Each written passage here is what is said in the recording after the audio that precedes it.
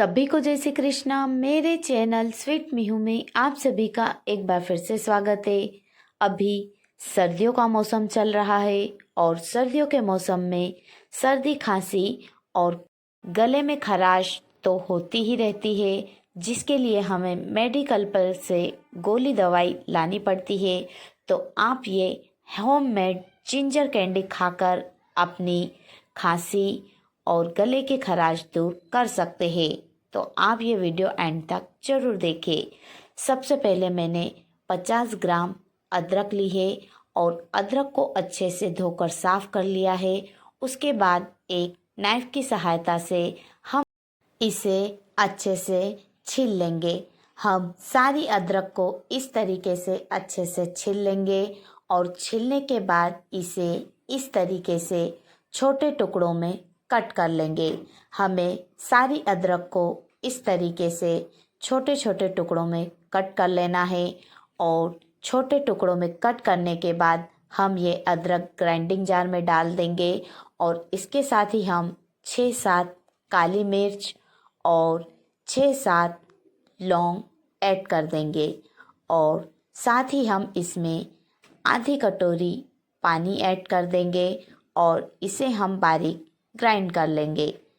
हम इसे अच्छे से बारीक ग्राइंड कर लेंगे और ग्राइंड करने के बाद हम एक कढ़ाई लेंगे और उसमें एक छलनी की सहायता से जो हमने अदरक का बैटर बनाया है उसे अच्छे से एक बड़े चम्मच की सहायता से हम छान लेंगे।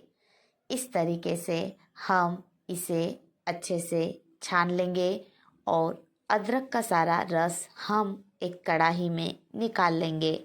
और इसके बाद मैंने 50 ग्राम अदरक ली थी तो इसमें मैंने 200 ग्राम देसी लाल गुड़ ऐड किया है। देसी लाल गुड़ बहुत ही फ़ायदेमंद होता है, इसलिए मैंने इसमें ये ऐड किया है। आप जो गुड़ यूज़ करते हैं आप वो इसमें ऐड कर सकते हैं। अब हम इसे गैस पर रखकर मीडियम फ्लेम पर अच्छे से चलाते हुए मेल्ट कर लेंगे। थोड़ी ही देर में हमारा गुड़ अच्छे से मेल्ट होने लगेगा और आप देख सकते हैं कि हमारा गुड़ अच्छे से मेल्ट हो चुका है, इसमें उबाली आ चुकी है।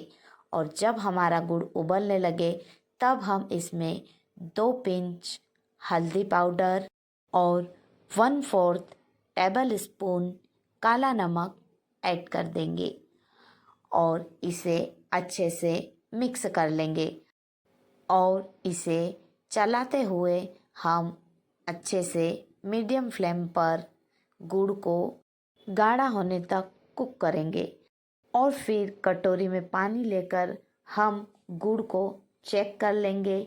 जब ये गुड़ क्रिस्टल की तरह टूटने लगेगा तब हमारा गुड़ हो चुका है। ये देखिए हमारा गुड़ हो चुका है। अब हम एक फॉइल पेपर पर थोड़ा सा घी ग्रीस करके इस तरीके से एक स्पून की सहायता से थोड़ा थोड़ा पोर्शन हम डाल देंगे। इसकी कैंडी रेडी कर लेंगे।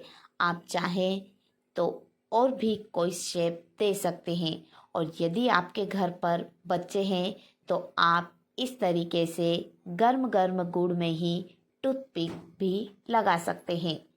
और 15-20 मिनट के बाद आप देख सकते हैं कि बहुत ही आसानी से हमारी कैंडी निकल रही है। आप फॉइल पेपर की जगह कोई भी स्टील की प्लेट या थाली भी यूज़ कर सकते हैं।